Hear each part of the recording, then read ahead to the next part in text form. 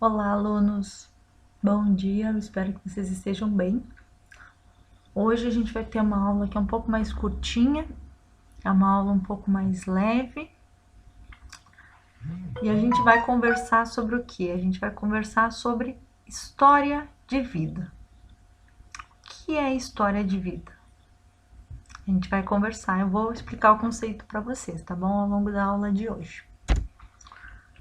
Mas antes da gente falar sobre história de vida em si, vamos relembrar o que a gente viu na aula passada e entender para onde que a gente está indo com essas aulas.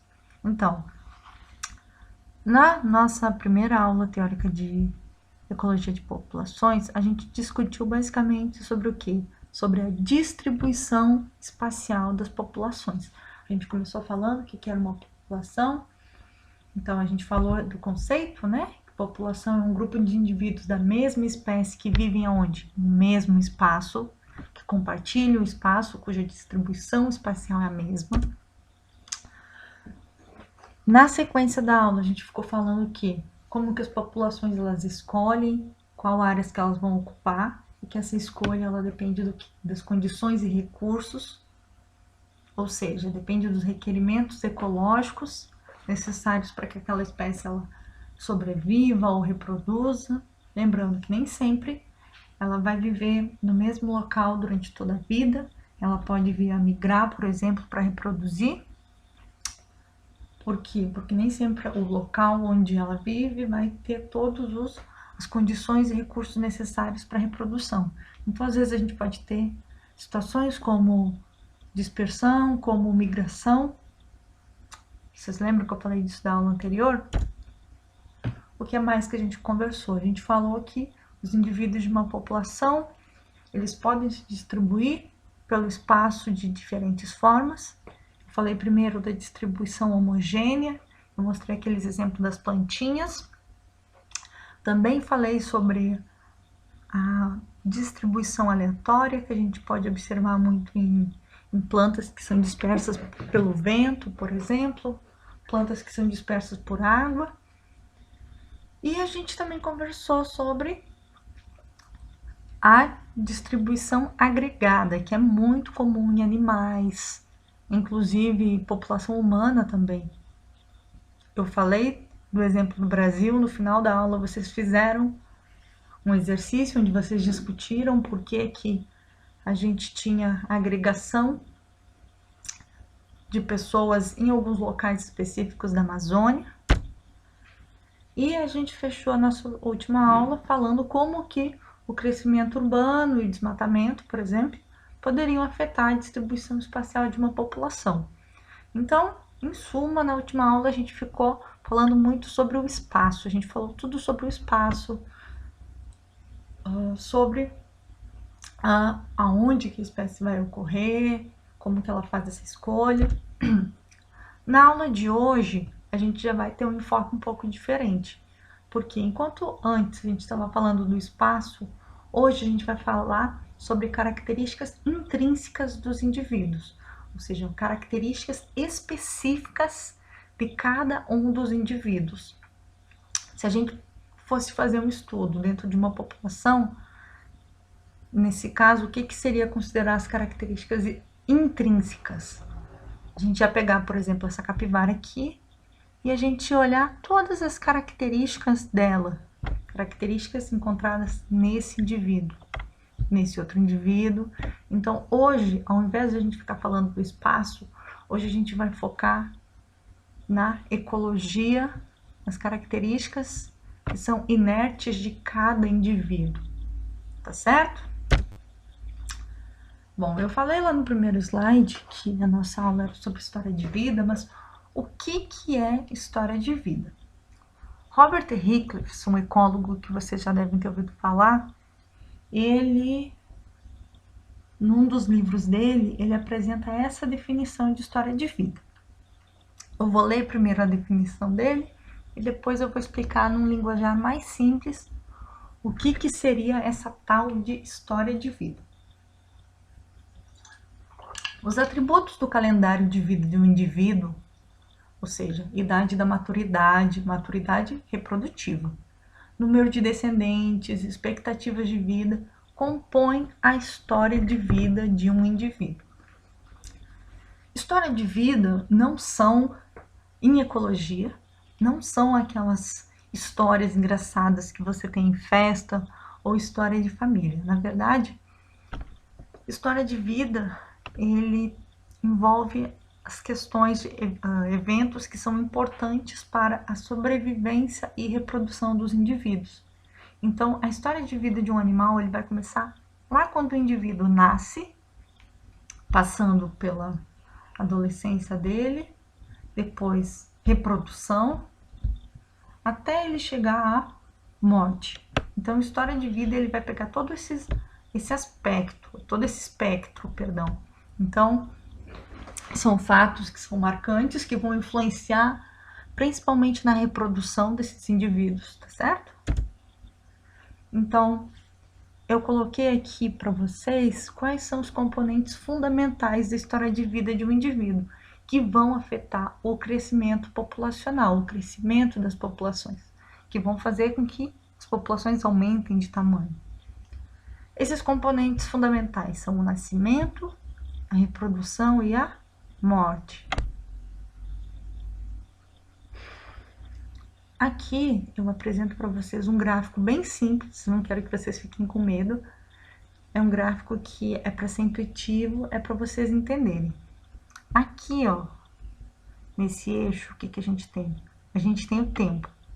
E o tempo aí tá passando, tá vendo? A seta, o tempo aqui tá indicando, tá virado para a direita, então quer dizer que o tempo tá vindo de cá para cá.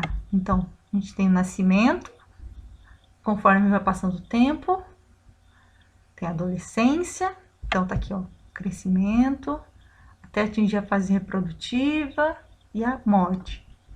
Nesse outro eixo aqui, a gente tem o esforço reprodutivo. O que é o esforço reprodutivo? O esforço reprodutivo, ele engloba aquele período no qual o indivíduo ele é capaz de reproduzir. Então, vocês podem ver que na infância, até aqui o começo da adolescência, qual é o esforço reprodutivo? Não tem esforço reprodutivo, porque crianças, no caso de humano, né, por exemplo, não reproduzem. Então, os indivíduos, eles passam, vamos pensar em humano para ser mais fácil. Na adolescência, eles começam a ter capacidade de reproduzir, chega um ponto que ocorre a menarca, no caso de mulheres não podem mais reproduzir. Depois vem a terceira idade e a morte. Então, todos esses eventos, englobando nascimento, reprodução e morte, eles fazem parte do quê? Eles fazem parte da história de vida. Aqui eu apresento para vocês um esquema resumido, onde a gente pode ver o que seria a história de vida de um piolho, por exemplo. Porque um piolho, eu achei que poderia ser interessante. Aqui, na minha esquerda, eu apresento, para quem nunca viu um piolho, esse seria um piolho, essa é a estrutura dele. E o que que acontece? A gente tem um ciclo, onde tudo vai começar, os pais do piolho, vamos chamar esse piolho de João. Os pais do João depositaram ovos no cabelo de uma pessoa e o João nasceu. Então, aqui começa a história de vida do João. O João, ele cresceu, ele se tornou adolescente, até que ele encontrou uma piolha para reproduzir. Então, ele e a sua companheira reproduziram. O que que aconteceu? Com isso foi dada origem a novos ovos, que vão dar origem a novos indivíduos. Só que, logo após reproduzir, o que que aconteceu? O João e sua esposa faleceram. Então, foi fechada a história de vida do João, ao mesmo tempo que começou a história de vida de um novo indivíduo. O filho do João, o neto do João. Então, tudo isso, todos esses eventos aqui, que começa com o nascimento, passa pela reprodução e termina com óbito, eles vão fazer parte da história de vida de um indivíduo. Existem inúmeras maneiras pelas quais a gente pode acompanhar a história de vida de um organismo numa população. Um dos métodos que é muito usado é através da tabela de vida. O que é a tabela de vida? Bom, ela é uma tabela onde você vai acompanhar os organismos, você vai acompanhar as populações ao longo de vários anos. Para você ter uma tabela de vida, você tem que ter um acompanhamento ao longo de várias gerações, no caso. Então, você tem que acompanhar, por exemplo, a história de um pai, depois do seu filho, depois do neto, bisneto, tataraneto. Então, você tem que acompanhar, fazer um acompanhamento ao longo de muito tempo. Eu apresento aqui uma tabela de vida dessa espécie de borboleta aqui, que é a Hippotiris ninonia. Ela é uma borboleta que ocorre na Amazônia. Talvez vocês já possam ter visto em alguma ocasião. Nesse caso, foram feitos essas borboletas, elas foram acompanhadas ao longo de algumas gerações. Então, foram acompanhados 858 indivíduos. E aí, aqui, inicialmente eram 858 indivíduos. E esses indivíduos eles foram observados entre a fase de ovo e de pupa. Então, quando você vai fazer uma tabela de vida, a primeira coisa que você vai fazer é uma classe. Você vai dividir, vai criar, por exemplo, a classe etária. No caso da borboleta, as borboletas elas têm a fase de ovo, larva. A fase de larva ela é subdividida em várias etapas. Então, fase de larva L1, fase de larva L2, fase de larva L3. Inicialmente, todos os organismos eles tinham a mesma idade. Então, no primeiro momento que eles foram observar, eles observaram, por exemplo, eles foram uma população de borboletas, viram que havia o quê? 858 imaturos vivos, 623 mortos. Em geral, eles viram que o tempo de duração dessa fase de ovo era de 5 dias e a sobrevivência diária era de aproximadamente 77%. Aí, depois de 5 dias, os pesquisadores voltaram e observaram quantos organismos vivos da larva L1 estavam lá. Aí eles vão fazendo esse acompanhamento para cada classe etária após cada tempo. Isso a gente chama de tabela de vida.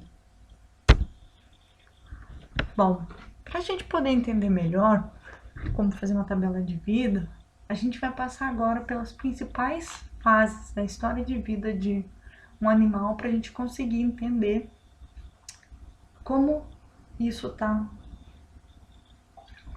associado com a ecologia de populações, como isso vai influenciar o crescimento populacional, assuntos da próxima aula, tá certo? Então, assim, dentro das etapas da história de vida, uma das etapas mais importantes que a gente tem é o quê?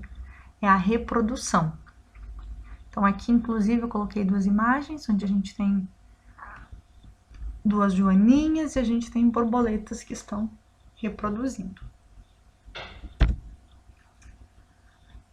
Bom, quando a gente vai falar em reprodução, a gente pode, nesse caso, gente, eu tô falando de reprodução tanto animal, reprodução vegetal, reprodução de fungo, enfim, reprodução de bactéria. O que acontece?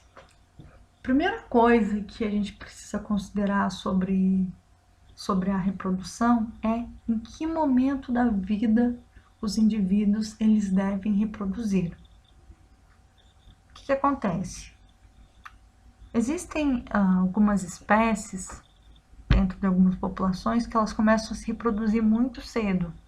Então, tem indivíduos que possuem 2 dias de vida e eles estão reproduzindo. Tem indivíduos que demoram anos, demoram 30 anos para começar a reproduzir. Então, quais são os prós e quais são os contras dessas estratégias de começar a reproduzir cedo ou começar a reproduzir mais tardiamente? Bom, quando a gente tem uma reprodução precoce, o que acontece? A reprodução precoce é aquela no qual os indivíduos eles começam a reproduzir muito cedo. Então, a principal vantagem desse tipo de reprodução é que o risco de não deixar nenhum descendente é extremamente baixo. Lembrando, o que é o importante na biologia é reproduzir. A meta dos organismos é reproduzir, é deixar descendentes, é passar os seus genes adiante. Possivelmente vocês já ouviram isso na disciplina de genética, por exemplo. Mesmo na outra disciplina de ecologia, é provável que você já tenha ouvido isso também. Então, assim, aqui eu coloquei um exemplo de um rato. O rato começa a reproduzir muito cedo. Um rato com 1 ano já teve milhares de filhos. Vamos pensar em outro animal que tem muito na casa de vocês, possivelmente, se não tem na casa de vocês, tem na casa da avó, do tio, do amigo, do colega. Barata. Barata é outro bicho que começa a reproduzir muito cedo. Então, logo que eles nascem já passam a reproduzir, só que isso tem uma desvantagem. Por quê? Porque esses indivíduos eles investem toda a energia deles aonde? Na reprodução. Então, toda a energia do organismo deles é focada em reprodução. Então, nesse momento, o corpo não faz nenhuma reserva de energia para imunidade, por exemplo. Aqui, a parte imune, ela despende muita energia. Então, a partir do momento que você está usando tudo para reprodução, quer dizer que não vai sobrar nada para energia. Então, para imunidade. Então, você pode ficar mais suscetível à doença, você pode ficar mais suscetível a patógenos, a parasitos, e muitos indivíduos acabam indo a óbito por causa disso. E também o que acontece é que às vezes o indivíduo está tão focado em reproduzir que ele não presta atenção em predadores, então ele acaba sendo predado. Porém, como ele começou a reproduzir muito cedo, então ele teve a oportunidade de deixar descendentes. Por outro lado, a gente tem aqueles indivíduos com reprodução tardia. Então, qual é a vantagem que esses indivíduos têm? Eu coloquei aqui um exemplo de isso é um caju. Árvores, em geral, eles têm uma reprodução mais tardia comparada com... Algumas árvores têm uma reprodução tardia comparada com alguns animais. Humanos também têm reprodução tardia, macacos. O que acontece?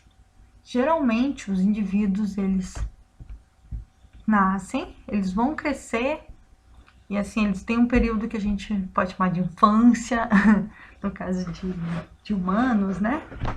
Mas é toda uma fase onde eles vão poder se desenvolver, vai ter todo um investimento em imunidade. Os indivíduos eles vão aprender a evitar predadores, por exemplo. Eles têm toda uma fase de aprendizado e eles só vão ter uma prole quando eles tiverem a oportunidade de fornecer cuidado parental. O que é cuidado parental? Cuidado parental é o cuidado que os pais dão para os filhos. Em muitas espécies, os pais eles vão cuidar dos filhos por muito tempo. O caso de humano é clássico, tem cuidado parental. Macaco também. Toda espécie tem cuidado parental? Não. Por exemplo, o peixe não cuida da sua prole. O peixe não sabe nem quem que é o filho dele. Bom, então eles têm essa vantagem de que os indivíduos eles vão ser vou falar entre aspas, mais maduros. Então, eles vão poder cuidar melhor da sua prole. A desvantagem é que há o risco desses indivíduos não sobreviverem até a idade reprodutiva. Então, eles podem ir a óbito no meio do caminho, pode acontecer algum acidente, eles podem ter alguma doença, ter algum problema e, infelizmente, eles não vão sobreviver para poder reproduzir. Bom, comecei falando sobre quando reproduzir, é bom reproduzir cedo ou tarde. Depende muito da estratégia da espécie. E o mesmo se aplica a essa pergunta aqui: quanto reproduzir? O ideal é reproduzir muito? Olha, aqui eu não sei se vocês vão conseguir contar, mas a gente tem 23 cãezinhos. É muito cachorrinho, né? Então, é bom reproduzir muito ou é melhor ter um filhote só? O que é melhor?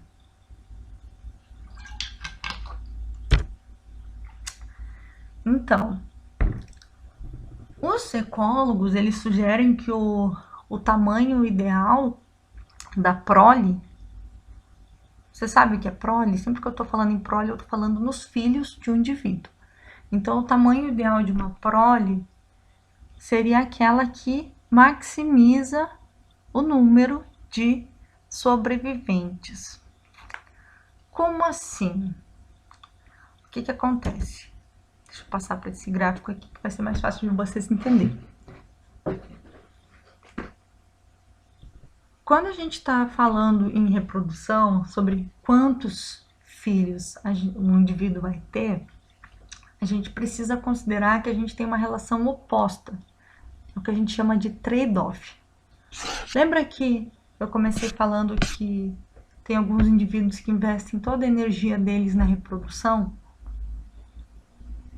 e não investem em sobrevivência? Então, quando a gente está falando sobre quanto reproduzir, a gente também pode pensar nisso. Tem alguns indivíduos que eles vão investir muito em um filho, muito, eles vão investir muita energia numa ninhada. Então, quando a gente está falando de indivíduos que investem muita energia numa ninhada, quando eu estou falando em indivíduos que investem muito numa ninhada, por exemplo, numa prole, a gente está falando de indivíduos que têm baixa fecundidade, ou seja, são indivíduos que vão ter poucos filhos. No entanto, esses indivíduos, eles vão ter poucos filhos e eles vão fazer o quê? Vão investir na sobrevivência do indivíduo. Em geral, quando a gente tem um animal que tem uma fecundidade baixa e tem poucos filhos, ele vai investir na sobrevivência. Então, eu tenho pouco filho, eu quero que todos os meus filhos vivam. A gente também tem a situação oposta, onde a gente tem indivíduos com uma alta fecundidade, ou seja, indivíduos que dão origem a muitos filhos, são indivíduos que dão origem a milhares de filhos, a prole é enorme. Em compensação, a sobrevivência é baixa. Aqui, essa bolinha representaria uma proporção. Pais muito férteis com muitos filhos, poucos sobrevivem. Aqui, os pais pouco férteis, têm poucos filhos, mas os filhos sobrevivem. Eu vou dar aqui um exemplo para ficar mais fácil para vocês entenderem. Então, quando a gente tem um indivíduo com baixa fecundidade, que reproduz pouco, a gente tem o que, por exemplo? Passarinho. Então, vamos olhar esse gráfico aqui, ó. Aqui nesse eixo a gente tem survival, quer dizer sobrevivência. Fecundidade aqui nesse eixo. O que acontece no caso dos passarinhos? Quanto mais para cá, deixa eu dar a caneta. Olha. Quanto mais para cá você vem, maior é a fecundidade. E quanto mais você sobe para cá, isso é um símbolo de maior, tá? Maior é a sobrevivência. No caso de passarinhos, o que a gente tem? Passarinhos têm uma ninhada pequena. Passarinho tem 3 filhotes. 4 filhotes. Então, deixa eu mudar aqui de novo para pintar para vocês. Ó, vamos pensar que um passarinho tem uma fecundidade baixa. Tá aqui, ó. Em compensação, como ele tem poucos filhos, ele vai investir o máximo da energia dele para esse filho poder sobreviver. Então, a gente vai ter pouco filho, mas a chance dele sobreviver é alta. Agora, quando a gente pensa no contrário, indivíduos que têm alta fecundidade, por exemplo, aqui, ó, uma tartaruga, ela pode dar origem a muitos filhotes. Só que as tartarugas, elas não cuidam dos filhos dela. Então, o que que acontece? Eu tenho uma tartaruga, que ela é muito fértil, só que ela não investe na sobrevivência, ela não cuida dos filhotes. Então, a chance desses indivíduos sobreviverem é o quê? É baixa. Então, a gente acaba tendo uma relação inversa, uma relação que vocês podem ver nesse gráfico aqui, ó, que é negativa. Em geral, quando o indivíduo ele tem poucos filhotes, a chance dele sobreviver é muito. Quando um indivíduo ele tem muitos filhotes, a chance de todos sobreviverem é baixa, como é o caso aqui das tartarugas. Bom, ainda falando em estratégias de reprodução, quando a gente está falando em reprodução, a gente precisa considerar que alguns organismos eles vão ter diferentes estratégias para reproduzir. Tem indivíduos que reproduzem várias vezes ao longo da vida, enquanto há outros que vão reproduzir quantas vezes? Somente uma vez na vida toda. Quando a gente tem essa variação no número de vezes que um indivíduo vai reproduzir ao longo da vida, a gente fala que os indivíduos eles possuem diferentes estratégias reprodutivas e que eles podem ser heteróparos ou semélparos. Os indivíduos heteróparos, esses aqui, eles apresentam vários eventos reprodutivos ao longo da vida dele. Então aqui eu coloquei um gráficozinho simples para vocês entenderem. Aqui a gente tem um indivíduo, ó, com 1 ano, 2 anos, 3 anos, 4 anos, 5 anos. E isso aqui, ó, no laranja, representa cada vez que eles entraram no cio. Então esse indivíduo aqui, ele tem uma reprodução que a gente pode chamar de anual. Uma vez por ano, esse indivíduo vai entrar no cio. Eu coloquei aqui o exemplo de macaco, a gente tem, por exemplo, cachorro, gato, são animais que vão reproduzir o quê? Uma vez por ano.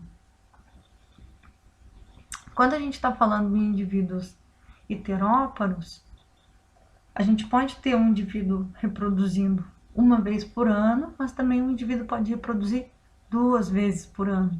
A gente tem algumas plantas que são assim também. Então aqui, ó, aqui a gente tem um indivíduo que reproduz uma vez só no ano. Porém, a gente poderia ter aqui mais 2 picos. Olha, esse indivíduo ele reproduz 3 vezes no ano. Ou tem 2 picos no ano. Esse indivíduo reproduz 2 vezes no ano. Tem várias plantas, principalmente, tem muita planta que vai reproduzir 2 vezes no mesmo ano. Quando a gente tem esses indivíduos reproduzindo várias vezes ao longo da vida deles, então a gente tem que os heteróparos.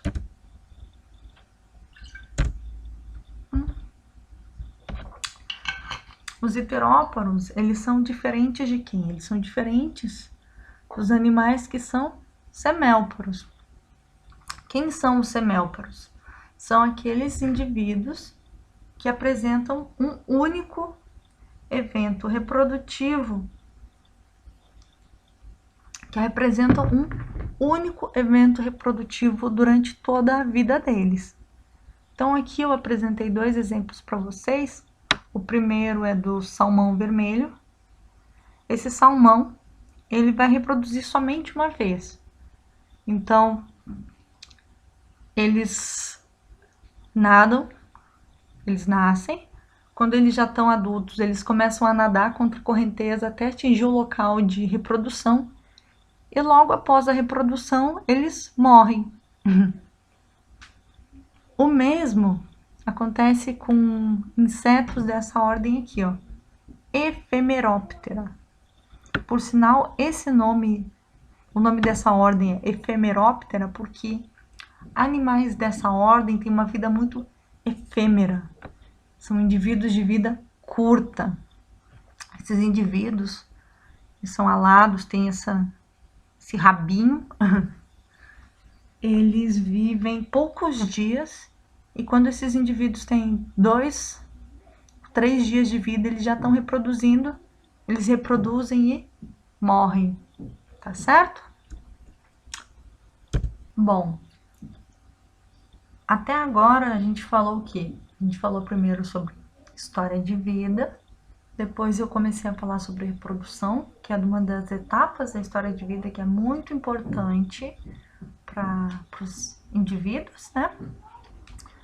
Falei sobre reprodução e agora, nessa parte da aula, a gente vai falar um pouquinho sobre a mortalidade, sobre aspectos associados à mortalidade que são muito importantes na história de vida dos indivíduos e que têm grandes impactos sobre a população. Como a gente vai ver na próxima aula, que a gente vai falar um pouquinho mais sobre como a mortalidade, por exemplo, influencia o crescimento populacional. Uma coisa que é bem interessante em quem trabalha com ecologia de população, que muitas pessoas elas fazem o que a gente chama de curvas de sobrevivência. Essas curvas de sobrevivência, em geral, elas mostram a proporção de indivíduos que ainda está vivo em cada idade. Como esse conceito ele é um pouco abstrato, eu resolvi trazer aqui um exemplo para vocês, onde a gente vai conseguir ver exatamente o que essa curva de sobrevivência, para que ela serve, né? Como que a gente constrói. Então aqui a gente tem o número de ovelhas sobreviventes e aqui a gente tem a idade das ovelhas. Então, ao longo de 14 anos, acompanharam um grupo de ovelhas, tá certo? Todo ano, o pesquisador ia lá e anotava quantos indivíduos estavam vivos. O que o pesquisador observou? No primeiro ano, deixa eu pegar a canetinha. No primeiro ano, a gente tinha 1.000 indivíduos vivos. Aqui em 2 anos, mais ou menos, a gente tinha o quê? 800 indivíduos vivos. Em 5 anos, 750. Então, a gente vê que no começo a gente teve um pouco de morte, mas não foram tantas mortes assim. A partir dos 8 anos, a gente consegue ver que tem um declínio muito grande. Então, começa a morrer mais indivíduos mais rapidamente, até que a gente chegou ao óbito da ovelha mais velha, que morreu com mais ou menos 14 anos. Essas curvas que mostram quantos indivíduos vão morrendo, você pode ter essas curvas ao longo de anos, ao longo de meses, ao longo de dias. Essas curvas a gente chama de curva de sobrevivência. Em geral, as espécies elas têm diferentes formas de curva de sobrevivência. Dependendo da espécie que você está trabalhando, você pode ter uma curva de sobrevivência do tipo 1, do tipo 2 ou do tipo 3. A partir de agora, a gente vai falar um pouquinho sobre cada um desses tipos de curva. Bom, quando a gente tem curvas de sobrevivência do tipo 1, a gente geralmente vai ter o quê? Uma baixa mortalidade de indivíduos jovens de meia idade. Então, os indivíduos jovens morrem pouco. Porém, a gente vai ter uma altíssima mortalidade de idosos. E uma coisa legal uma coisa interessante a respeito de animais que apresentam curva de sobrevivência tipo 1, tem, por exemplo, os primatas. Quando eu falo em primata, eu estou considerando tanto primata não humano, como os macacos, os saguis, os sauins, e eu também estou falando dos humanos. No caso das curvas de sobrevivência do tipo 1, Geralmente a gente tem um número pequeno de descendente, então a prole é pequena. Os indivíduos eles vão ter uma prole, um filho, 2 filhos. E vocês lembram que eu falei antes, que eu falei lá na reprodução sobre os indivíduos que investiam em ter poucos proles, mas visando otimizar a sua sobrevivência? É justamente o que a gente vê aqui. Então, em geral, esses indivíduos eles têm poucos filhos, mas eles cuidam muito desses filhos para garantir que eles sobrevivam. Então, esses indivíduos eles nascem, eles são bem cuidados, eles são protegidos justamente para quê? Para a gente ter uma baixa mortalidade de jovens e de indivíduos de meia idade, certo? No caso das curvas de sobrevivência do tipo 2, o que a gente tem? Aqui, nesse caso, a gente tem uma taxa de mortalidade constante entre indivíduos de diferentes faixas etárias. Então, jovens, adultos, idosos, indivíduos que são bebês, crianças, eles vão morrer todos na mesma taxa. Só que assim, esses indivíduos, eles também tendem a possuir um pequeno número de descendentes, então vai ter uma prole pequena, e eles vão cuidar da prole para tentar garantir que eles sobrevivam, que essa prole sobreviva até a época de reproduzir. Esse tipo de curva a gente costuma observar, por exemplo, em aves. Em relação à curva de sobrevivência tipo 3, que é muito observada em plantas, quando eu falo em planta, eu estou falando em plantas herbáceas, insetos, peixes. O que a gente observa no caso das curvas de sobrevivência do tipo 3? Pouquíssimos organismos eles sobrevivem. Então, a gente tem uma alta taxa de indivíduos morrendo logo após o nascimento. É claro que os que conseguem sobreviver a essa fase, eles vão ter uma maior probabilidade de viver por muitos anos. Porém, vão ser pouquíssimos que vão sobreviver. Então, assim, como os indivíduos eles tendem a morrer muito jovem, em geral, esses indivíduos da curva de sobrevivência tipo 3, eles tendem a ter proles muito numerosas. Então, eles têm muitos filhos para ver se algum... Mas eles não cuidam, eles não vão oferecer cuidado parental, eles não vão cuidar dos filhos. Então, mas eles têm muitas proles, muito cedo. Lembra que eu falei que as espécies podiam reproduzir cedo ou tarde? Isso também está muito associado com a sobrevivência delas. Então, pensa, uma espécie que vai morrer cedo, indivíduos de uma espécie que vão morrer cedo, eles têm que começar a reproduzir cedo e tem que tentar reproduzir muito para que alguém sobreviva, certo? Então aqui eu apresento um gráfico resumido onde a gente consegue ver mais ou menos como é a curva de sobrevivência tipo 1, tipo 2 e tipo 3. O que a gente observa? Aqui nesse eixo, a gente tem o número de indivíduos sobreviventes e aqui a gente tem a expectativa de vida máxima. Então vamos lá primeiro para 1, humanos e macacos. Então, número de indivíduos sobreviventes, ó, a gente começa com muita sobrevivência, poucos indivíduos morrem.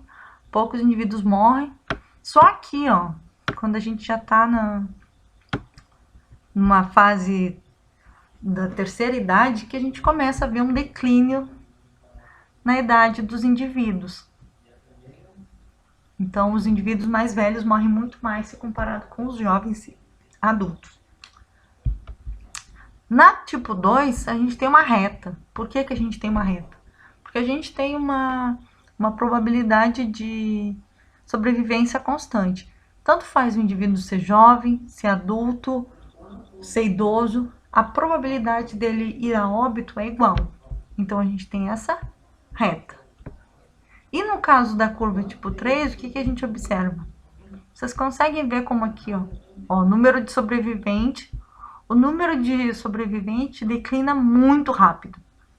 Então, a gente tem muitos jovens morrendo e poucos conseguem chegar à idade adulta. Então, é por isso que eles começam a reproduzir muito cedo. Bom, desde o começo da aula a gente está falando sobre o quê? Sobre histórias de vida, então eu estou falando sobre estratégias de reprodução, eu estou falando de estratégias de sobrevivência, eu fiquei falando sobre estratégias que os animais, estratégias que evoluíram para poder otimizar a reprodução, para poder otimizar o número de indivíduos que sobrevivem, para conseguir otimizar o número de indivíduos que vão nascer após a reprodução.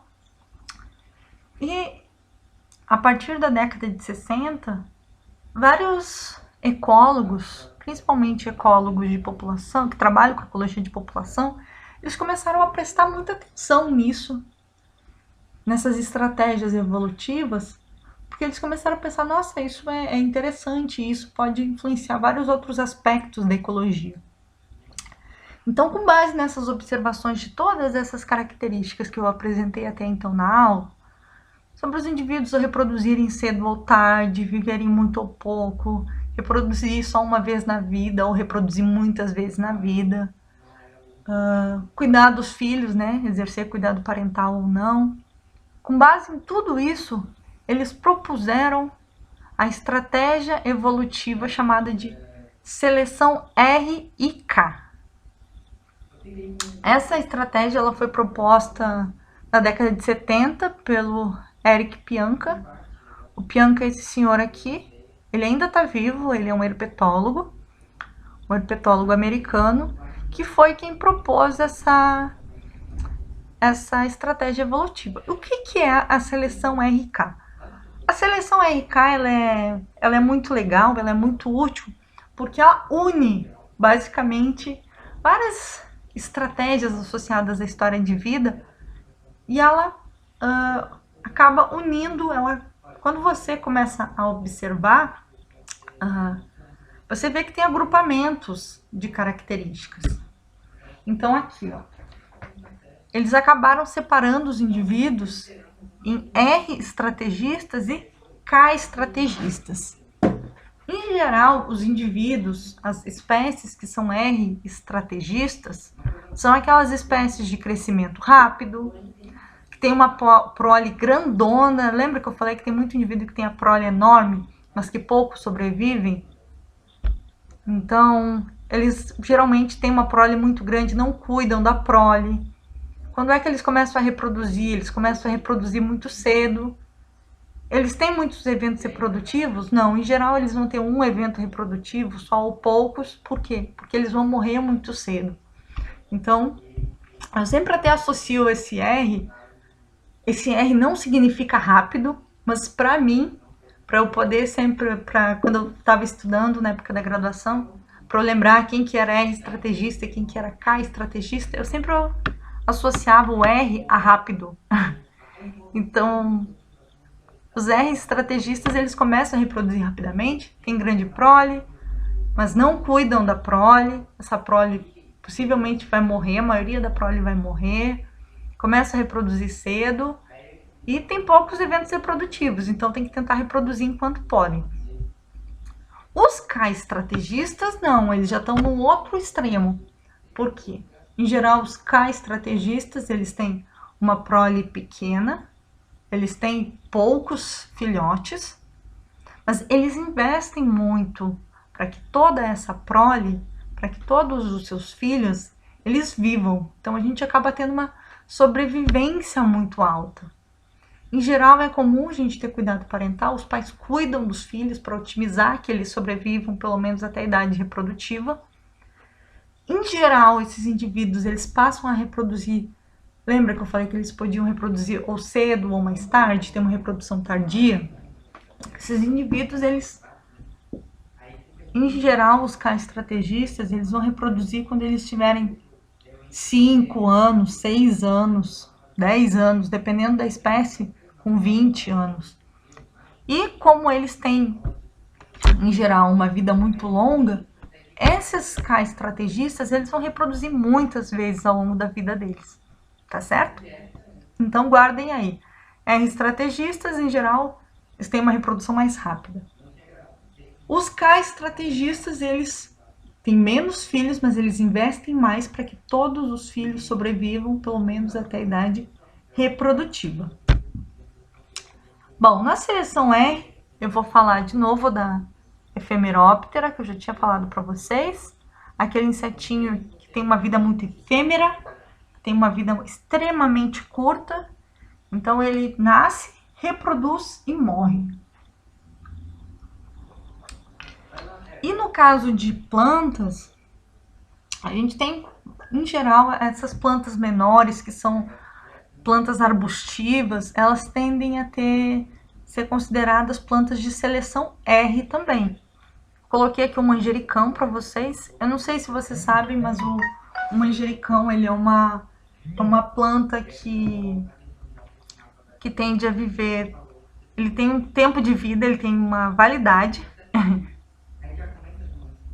Então, um manjericão, ele vai crescer, logo depois que ele der as flores, ele vai reproduzir, vai dar as flores e logo ele morre. Então, um manjericão, ele tende a sobreviver no máximo 1 ano. Tem algumas estratégias que você pode fazer para que ele não morra? Pode, se você cortar as flores, tentar enganar a evolução, você até consegue otimizar um pouco a sobrevivência dele. Mas, em geral, em ambiente natural, sem cuidados, o manjericão, ele é uma planta R que vai viver pouco tempo. Ele nasce, cresce, reproduz e morre, tudo isso em menos de 1 ano. Muito rápido. É diferente, por exemplo, de árvores. Aqui a gente tem uma angelim-pedra. Em Manaus a gente consegue ver alguns exemplares de angelim-pedra. Essa é uma árvore que ela é bem grande, ela é usada, por exemplo, por arpias para nidificar. Arpias nidificam lá no... Arpias são grandes águias que a gente tem na Amazônia. E grandes gaviões, perdão.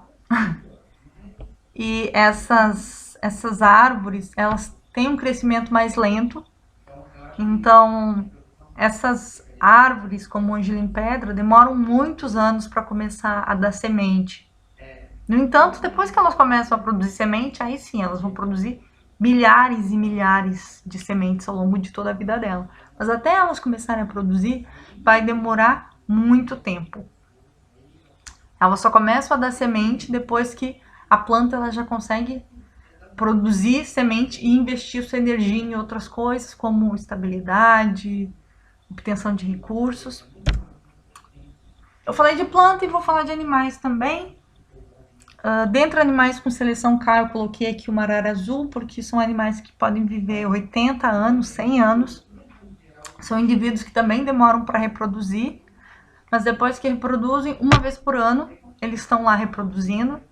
Eles têm ninhadas pequenas, têm ninhadas de 2 a 3 indivíduos somente, mas eles vão fazer o máximo possível para cuidar dessa prole, para que essa prole sobreviva até chegar à idade reprodutiva, tá certo?